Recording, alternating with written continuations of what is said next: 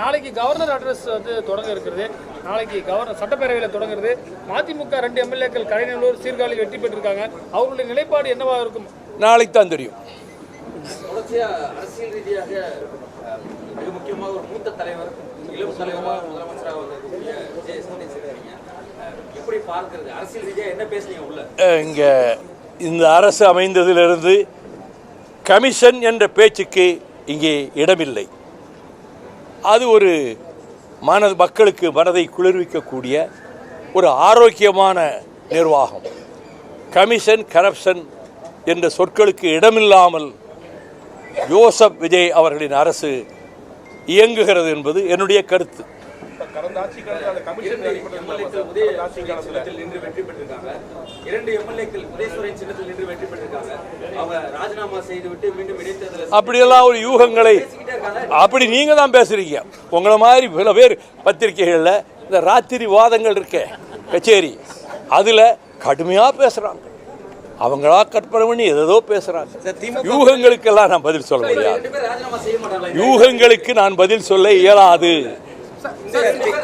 அது பற்றி இப்பொழுது எதுவும் சொல்வதற்கு என்னால் எதுவும் இப்பொழுது சொல்ல இயலாது. சீர்காழியில வந்து நீங்க ஓன் சின்னத்துல முதல்ல ட்ரை பண்ணீங்க.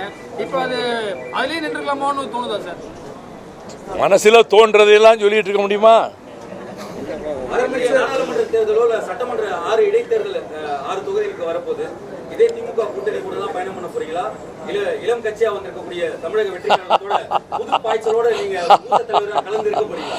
பொதுக்குழு சகல கோணத்திலும் இது பற்றி கருத்துக்கள் பரிமாறப்பட்டு அங்கு என்ன நிலைப்பாடு என்பது அங்குதான் முடிவு தெரியும்.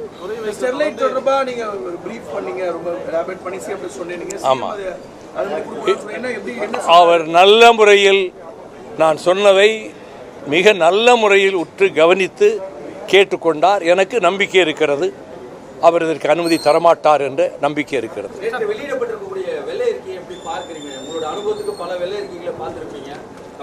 வெள்ளை அறிக்கை வெள்ளையா இருக்கு, வெள்ளையா இருக்கு.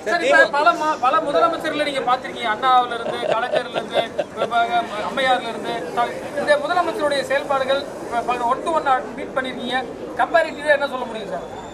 எளிமையாக இருக்கிறார், இயல்பாக இருக்கிறார், வெளிப்படை தன்மையோடு இருக்கிறார்.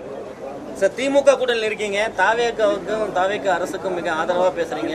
தாவேக்கா பட்டம் பக்கம் உங்க காத்து வீசுவதை எடுத்துக்கலாமா எப்படி சார்? நல்லது நடந்தால் நல்லதை வரவேற்பேன், அல்லது நடந்தால் எதிர்ப்பேன். இதுதான் வைகோ. பிளே ஸ்டோர் மற்றும் ஆப் ஸ்டோரில் இருந்து பாலிமர் செயலியை QR கோடு மூலம் பதிவிறக்கம் செய்யுங்கள். செய்திகளை உடனுக்குடன் பெறுங்கள்.